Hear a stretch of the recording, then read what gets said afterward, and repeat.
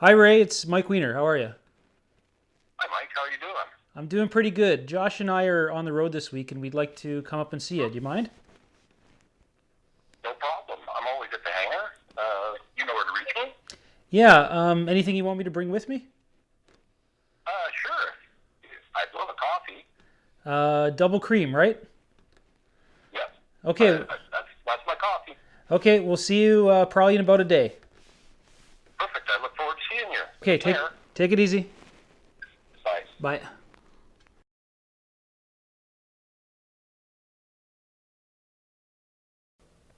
Well, I get the real question. The real question is, how has it changed your life? Because I'm sure that it has. Because I know for me, I've been to Oshkosh. I'd never been to Oshkosh before. So we took it to Oshkosh. yeah, Yeah. I've been to the NBAA. I've met people that have been unbelievable, that are so far out of our circle of people that we know. Steve Small, yeah. You definitely meet Steve interesting. Hudson. It's there are some very interesting characters that you meet. These are men of incredible power and wealth. And they choose to use it as a tool as well. So you're really following in their footsteps in some sort of way. Do you ever fear that as you're using that time and using the airplane to save yourself that time, from a budgetary standpoint, that you're wasting money or throwing money out the window? Does it ever feel like that?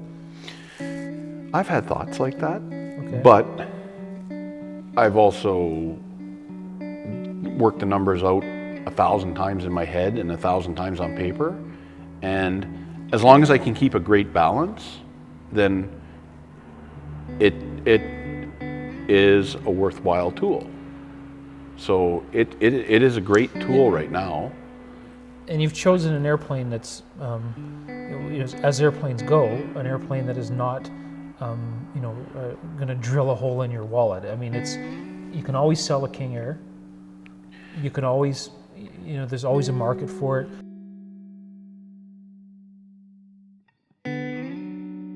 So you bought it as an intentional business tool, and you budget it just like you would office supplies. I budget, yes, and I'm a budgeter by nature. So I tell my wife, yes, we can use it as to go to. We have a boat. We're boaters, so yeah, we can go to the boat because you know what? It was a 7-hour drive every time we wanted to go to the boat. So we would have to leave Thursdays, either first thing in the morning, or drive after work until 10:30, 11 o'clock at night. We would get there exhausted. Yeah, now we can both work days. the full day, leave here 5 o'clock, be at the boat at 6, right? And enjoy a weekend.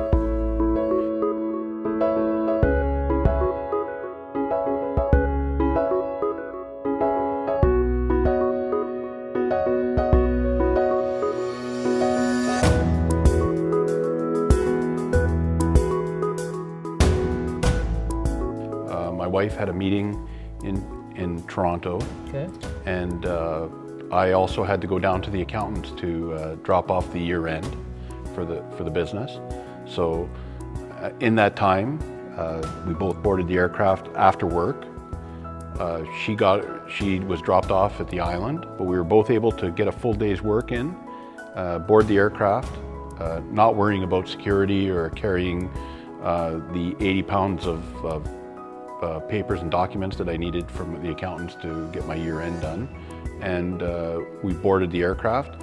And I was on my way to Kitchener, which is just a hop, skip, and a jump away from Toronto. In the airplane? By the aircraft, yes. We were there in 15 minutes. Wow. If you were doing this, before you had the airplane, either the B Airlines or driving, what do you think it would have cost you in time? The drive is a full day wasted each way, so it would have been a one-day trip would have turned into a 3-day extravaganza.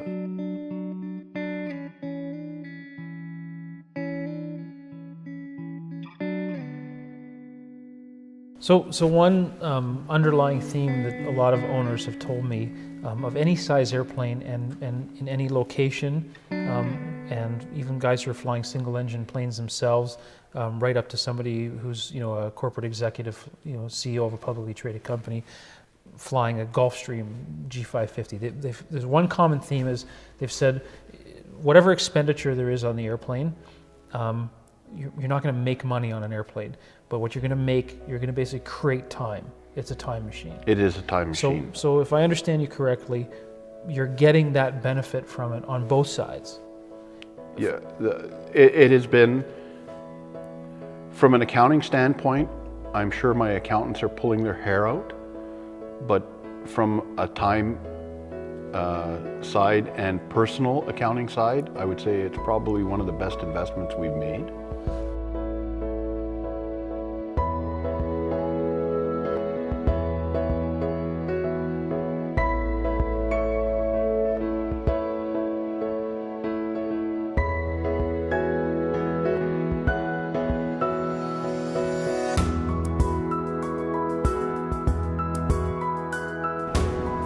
I love our aircraft. I wouldn't.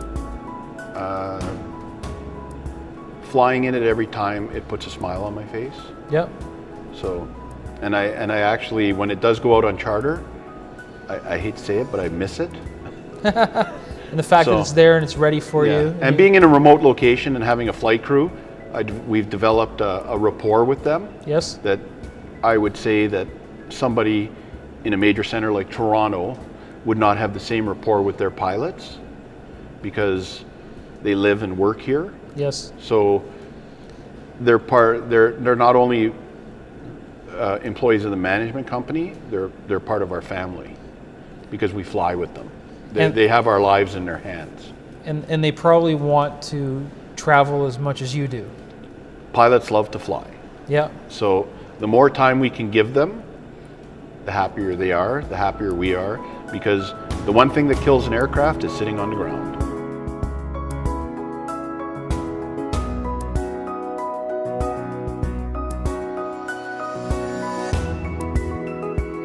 So your example would be similar to anybody who's in a smaller center anywhere in North America, who's is an 8-hour drive, and it's generally a straight line drive. It's not because you have mountains to cross or anything. No, it's a 2-lane and 4-lane highway. It's just it's a reasonable drive that you'd have in anywhere in rural North America, serviced by a turboprop airline operation, which would also be similar to any center in North America.